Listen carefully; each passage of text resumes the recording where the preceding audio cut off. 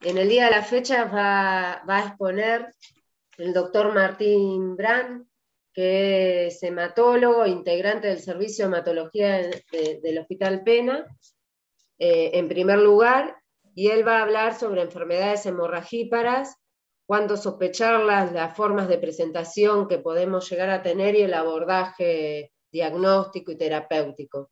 Así que bueno, Martín, gracias por estar y bueno, te escuchamos cuando quieras. Bueno, muchas gracias a ustedes por la invitación, un gusto verlo a Carlos, que hace rato que no lo veía también. Y bueno, a ver, voy a tratar de compartir pantalla, por favor díganme si sí. Se ve bien. Ahí. Bueno, muchas gracias por la invitación. Vamos a hablar un poco del paciente que sangra y el paciente con enfermedad hemorragípara, que para eso me citaron. Bueno, como introducción, la hemorragia, como todos sabemos, es la presencia anómala de sangre dentro, por fuera del árbol circulatorio, y las hemorragias aisladas y localizadas, aunque sean a repetición, eso no suele ser una manifestación de un problema de la hemostasia, sino suele ser un problema local. Así, por ejemplo, en caso de hemoptisis, de hematemesis, de melena, de hematuria, o sea, de un sangrado bien localizado, una hemorragia intracraneal, uno tiene que sospechar primero una patología local en primer lugar y no una patología de la coagulación de la sangre. Vamos a hablar de un problema de la coagulación de la diátesis hemorrágica como la predisposición al sangrado, a veces fácil, a veces espontáneo, en distintos sitios del organismo, en forma simultánea o en forma consecutiva en el tiempo, ¿de acuerdo? Primero, vamos a nombrar algunas de las causas más frecuentes de sangrado, o sea, vamos a nombrarlas por frecuencias. Las más frecuentes, bueno, lo que solemos ver nosotros en general es el sangrado postoperatorio debido a una falla de la hemostasia local. Cuando tenemos un paciente que está recién operado y que sangra, o 24 horas después, en general, eso es un problema de falta de hemostasia en la cirugía, o un problema que tuvo el paciente durante la cirugía, y suele ser un problema de los cirujanos. Después, en cuanto a frecuencia, tenemos el déficit de vitamina K, la ingesta de aspirina, la coagulación intravascular diseminada, que en sí no es un cuadro muy frecuente, pero sí casi todos los pacientes con CID sangran. Los trastornos autoinmunes también producen sangrado, el cáncer, la enfermedad de von Willebrand, la enfermedad renal crónica, las enfermedades hepáticas leves a severa. Ya pasando a lo menos frecuente, que lo otro eran problemas que solemos ver muy frecuentes, pero algo menos frecuente son los anticoagulantes mal administrados, paciente mal anticoagulado, las trombocitopenias inmunológicas, ahí tenemos la PTI, la púrpura trombocitopénica trombótica, como muy frecuente, el mieloma múltiple, la enfermedad de Waldenström, los síndromes linfoproliferativos, la transfusión masiva de sangre entera de banco, de eso Vanessa probablemente después hable un poco más también. Como causas infrecuentes o raras de sangrado, tenemos la vasculitis, las trombocitopatías, la amiloidosis, los tumores hepáticos, déficit congénito de la coagulación, sensibilización eritrocitaria por transfusiones y alteraciones en la fibrinolisis. ¿En qué situaciones nosotros nos podemos encontrar en el consultorio o en el hospital que nos haga pensar algún problema de coagulación? Bueno, la primera es ante un paciente que tiene una hemorragia activa y que en ese momento está sangrando y tenemos que ir a ver qué pasa con él, cuál es el problema. Otra opción es un paciente al que se debe someter a algún procedimiento invasivo, le hacen un estudio de coagulación previo y hay alguna alteración. Y después tenemos el paciente que en un laboratorio de rutina se encuentra que tiene alguna alteración en el coagulograma y ese paciente también es derivado a nosotros. Principalmente nosotros nos vamos a tratar de centrarnos en el paciente que está con un sangrado en ese momento. La hemostasia es el método por el cual el cuerpo tiende a frenar un sangrado, tiende a frenar la salida de sangre del árbol circulatorio. La hemostasia tiene 3 etapas fundamentalmente: la hemostasia primaria, la secundaria y la fibrinolisis. La hemostasia primaria básicamente utiliza la vasoconstricción como primer medida, la vasoconstricción del vaso afectado, la adhesión y la agregación plaquetaria para formar el tapón plaquetario. Luego de eso viene la formación de fibrina y la formación del coágulo, que tendría que ser la hemostasia secundaria, y atrás de eso viene la fibrinolisis. Esto que uno lo explica de una manera de a pasos, uno atrás del otro, en realidad todo el sistema se pone en funcionamiento y se activa todo al mismo momento. Es instantáneo el funcionamiento de la hemostasia.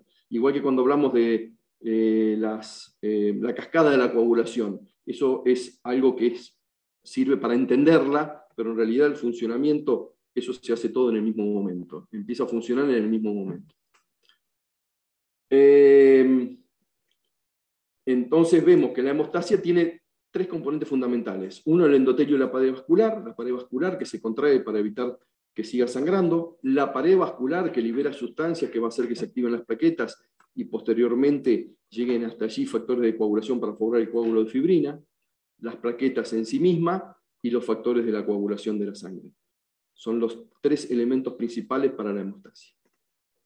Acá vamos a empezar a ver cómo vamos a evaluar un paciente que sangra, un paciente con hemorragia, cómo lo vamos a evaluar. Y lo vamos a evaluar como hacemos los clínicos con todos los pacientes que nosotros tenemos que ver. Los pasos fundamentales son la anamnesis, el examen físico y los estudios complementarios, de los cuales para nosotros el más importante va a ser el screening de laboratorio, sin ninguna duda. Empezamos con la anamnesis. Hoy en día se considera muy importante la historia del paciente y la historia familiar del paciente para evaluar un paciente que sangró, para evaluar un paciente que va a ser sometido a una cirugía, a ver si va a tener riesgo de sangrado o no. ¿Sí? En ello hay que indagar muy bien al paciente en cuanto a los síntomas y signos de sangrado anteriores y actuales, y tener en cuenta que muchos pacientes subestiman o sobreestiman sus síntomas y signos de sangrado, por lo cual nosotros tenemos que objetivar el sangrado, tratar de ver realmente si el paciente tiene o no una enfermedad hemorrágica. Muchas veces lo subestiman, ¿por qué? Porque el paciente sangró desde siempre, dice, no, a mí me sangra la nariz desde chico, todos los días, y no le da bolilla, o sobreestiman los síntomas, y la clásica es el paciente, no, doctor, yo tengo moretones, y cuando uno lo empieza a interrogar un poco, los moretones son pocos y casi siempre están provocados por con algo. Por eso nosotros tenemos que ser objetivos y tratar de evaluar bien ese supuesto sangrado. Entre las cosas que tenemos que preguntarles es si ha ido al médico por ese problema que ha tenido, o si ya le han hecho análisis, si le han diagnosticado algún problema por el cual él sangra, o nunca pasó eso, nunca tuvo que ir al médico. Lo tuvieron que transfundir, le tuvieron que pasar plasma, plaquetas alguna vez, le tuvieron que pasar sangre. ¿Ha tenido anemia el paciente o le han tenido que dar tratamiento con hierro por sangrados crónicos que ha tenido? También preguntar sobre todo por lesiones en la mucosa oral, en la lengua, cómo se le producen, si son espontáneos. Cuando han tenido cirugías o extracciones dentarias, esos sangrados han sido prolongados, comenzaron al día siguiente después de la extracción o de la cirugía. Bueno, eso también nos va a orientar en cuanto a cuál puede ser el problema. Por ejemplo, es típico en la enfermedad de von Willebrand que el sangrado comience al día siguiente después de una cirugía o una extracción dentaria. El paciente dice, no, me operaron de la vesícula y el drenaje recién empezó a dar al día siguiente. Eso es más bien un problema, así es como solemos descubrir las enfermedades de von Willebrand, por ejemplo. La medicación que toma es muy importante, sobre todo si el problema lo tiene ahora el paciente en las últimas 2 semanas, qué medicamentos tomó, qué estuvo tomando, ni hablar si está tomando anticoagulantes o antiagregantes plaquetarios. Ha tenido familiares directos que tienen problemas de sangrado, y qué ha pasado con esos familiares, qué le han hecho, qué tratamiento le han hecho. ¿Cuándo empezaron los sangrados en este paciente? Si es algo que estamos hablando crónico. ¿Lo tiene desde chico? ¿Empezó de grande? ¿En qué circunstancias? Hay que tener en cuenta que hay trastornos de la coagulación que son hereditarios, pero que son leves y que recién se pueden manifestar en la edad adulta o cuando el paciente es sometido a algún procedimiento, a un procedimiento quirúrgico o a una extracción odontológica, por ejemplo. Y también tenemos que tener en cuenta que el trastorno puede ser adquirido o secundario y no solamente hereditario. En cuanto a la medicación recibida, recién nombramos la aspirina. Hay que tener en cuenta que muchos pacientes no consideran a la aspirina como un medicamento, entonces uno tiene que preguntarle directamente si toma aspirina o si toma alguno de los otros antiinflamatorios no esteroideos, ni hablar si toma anticoagulantes o antiagregantes. Y también hay que tener en cuenta la dieta y el tema de los tratamientos naturales que le llama a la gente con distintas cosas. Yo acá encontré una revisión de una revista mexicana muy buena, en la cual muestra cuáles son los alimentos en general, o verduras, hierbas, que producen en general antiagregación plaquetaria, leve la mayoría de las veces, pero que en un paciente predispuesto puede traer problemas. No sé, por ejemplo, me acuerdo del jengibre, que es un antiagregante plaquetario. El ají puede llegar a ser, puede también comportarse como antiagregante plaquetario. Y en cuanto a las bebidas, yo no sé si se sigue tomando o no, pero la esperidina, que me acuerdo que algo que mi papá tomaba, es un antiagregante plaquetario. Y está en algunos medicamentos, sobre todo los que son venotónicos, tienen esperidina, y es un antiagregante también, así que hay que tener cuidado con eso. La suma de los síntomas del paciente nos va a orientar al ejemplo del sangrado, ¿no es cierto? Síntomas y signos. Por ejemplo, una hemartrosis o una hemorragia muscular nos va a orientar a un trastorno de la hemostasia secundaria, como una hemofilia, y sobre todo si se da en un paciente joven, o una hemofilia en el paciente grande. Los sangrados mucosos y el hipermenorrea nos orienta más, por ejemplo, en la enfermedad muscular. Entonces, tratar de ver bien todos los síntomas y signos del paciente nos va a ayudar muchísimo. También en los trastornos de la hemostasia primaria se van a manifestar por lesiones en la piel, y a veces pasa que esas lesiones en la piel o en los vasos sanguíneos no se debe a un problema de la sangre, sino a un problema que puede ser autoinmune, como enfermedades como el John-Lane-Henoch. Entonces vamos a tener una púrpura vasculítica, o vamos a tener alteración en los vasos, en los pequeños vasos, a veces por vejez, solamente como la púrpura senil.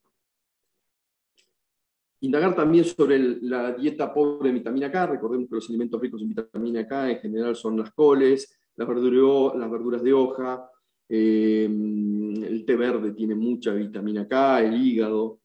Tener en pacientes una alimentación parenteral, que muchas veces hay que suplementarles con vitamina K, y en los pacientes con antibióticos amplio espectro, a veces pueden contribuir a sangrados en cirugía y en posoperatorios por déficit de vitamina K. El tema de los antibióticos amplio espectro tiene que ver con una disbacteriosis que va a afectar a la absorción de la vitamina K.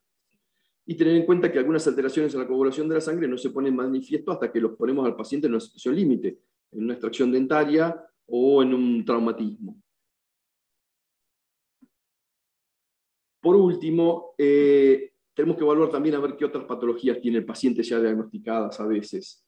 Hepatopatías, que pueden ser responsables de trastornos en los factores de coagulación, y en las plaquetas, un doble factor, y la función